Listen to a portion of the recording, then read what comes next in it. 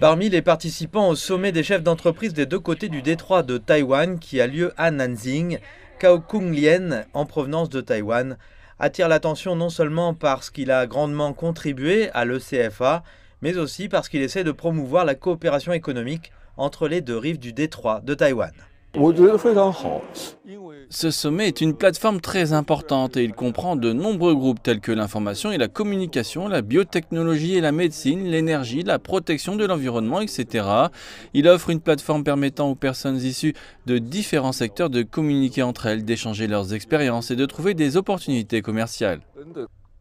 Quant aux initiatives de la partie continentale de la Chine visant à créer une zone de démonstration pour le développement intégré de part et d'autre du détroit de Taïwan et à faciliter les voyages entre les deux rives du détroit, ainsi que les formalités douanières, M. Cao adopte une attitude positive.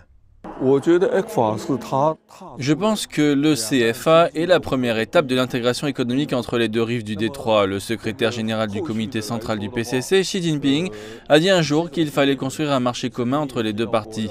Grâce à cela, la zone de démonstration dans la province du Fujian deviendra réalité.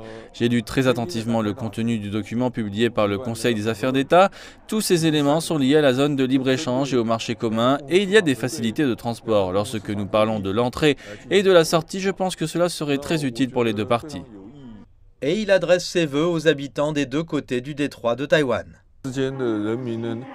J'espère que les gens des deux côtés du détroit pourront vivre et travailler dans la paix et la satisfaction. Et je cite les mots de M. Chang Ping-kung, ancien président de l'association. Comment vivre en paix? Cela passe par la paix entre les deux rives du détroit. Comment travailler avec satisfaction? Cela passe par la prospérité de part et d'autre du détroit.